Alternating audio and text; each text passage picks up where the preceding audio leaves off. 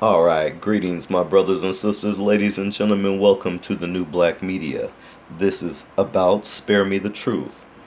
It's taken from the Smithsonian Secretary Lonnie Bunch, who says Trump didn't want to see anything difficult while touring the African American Museum.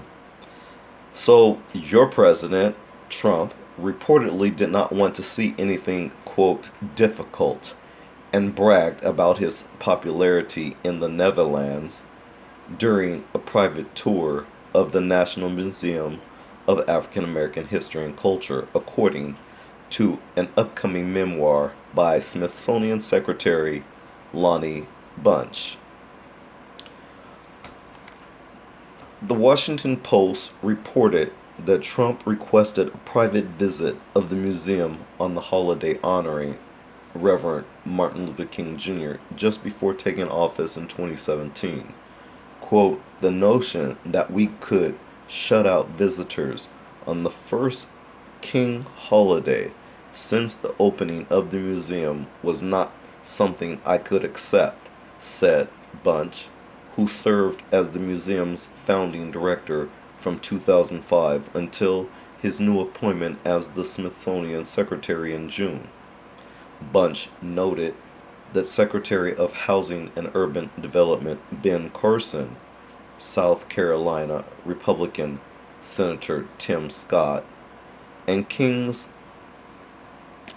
well, I won't call her any names, but his niece, Alveda King, joined Trump on the tour.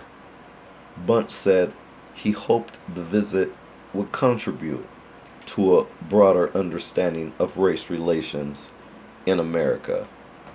Trump's aides reportedly informed Bunch before his arrival that the president-elect, quote, was in a foul mood and that he did not want to see anything, quote, difficult, Bunch wrote. Well, quote, it was not my job to make the rough edges of history smooth, even for the president, he said. Later during the visit, Bunch observed Trump pausing in front of an exhibit that explained the integral part the Dutch played in the slave trade. Quote, as he pondered the label, I felt that maybe he was paying attention to the work of the museum, Bunch noted. Well, he quickly proved me wrong. As he turned from the display, he said to me, you know, they love me in the Netherlands. Wow, this man is so delusional. Anyways, he says, all I could say was, let's continue walking. Bunch expressed his dismay at what he described as the lack of empathy Trump showed on the tour. He said he was disappointed that he was not successful in improving the president-elect's views on the history of slavery. Former White House Press Secretary Sean Spicer defended the president during the visit, saying the administration tried to schedule a tour before its grand opening on Martin Luther King Jr. Day, so they would not impede the public's ability to go to the museum. He also said he remembered Trump was, quote, engaged and asked questions throughout the tour, specifically during an exhibit detailing Carson's career as a neurosurgeon. Well, in his memoir, Bunch also wrote the two shared fond memories of American boxer Muhammad Ali and the impact he had on the country. Bunch even said in an interview last week that he was glad Trump visited the museum.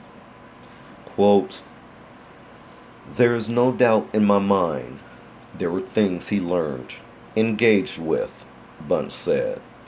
What I hope is that the Smithsonian can play that role in a time of partisanship and division.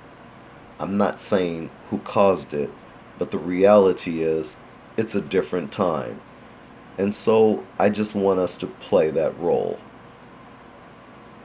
So family, I want to just go over one last thing before I end this broadcast.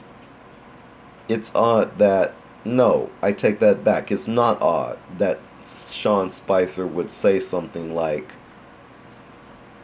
they tried to schedule a tour before the grand opening on Martin Luther King Jr. Day. You know, one of probably the most busiest and most important days of its existence is opening day.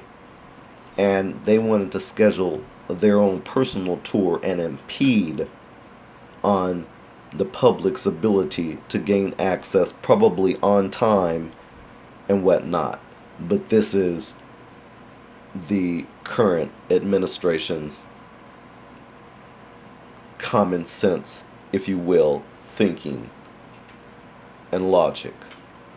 So anyways, family, I just wanted to share this with you because I know how important the African American Museum is to American history and to foundational Black Americans and to the rest of the world for those who decide to visit our great country. This is a testament to our building of this great nation. It's a testament of our ancestors who put in blood, sweat, and tears to make it possible for foundational Black Americans to lay claim that this land is ours. We shouldn't be explaining or apologizing for that at all. We should be asserting this unapologetically and telling all these immigrants who have come afterwards to bow down, sit down, have a seat. Because a lot of them, including the white ones who have come from Europe, way after our ancestors have built this country, and they've mouthed off, and they have no place. So, in this day, this is why it's important that we demand reparations now. It's important that we don't lose focus, that we don't lose sight of what we're aiming and what we're going for. This is the New Black Media. Please leave your like, share, and subscribe. Thanks a lot for listening to this broadcast. We'll see you in the next one. Peace out.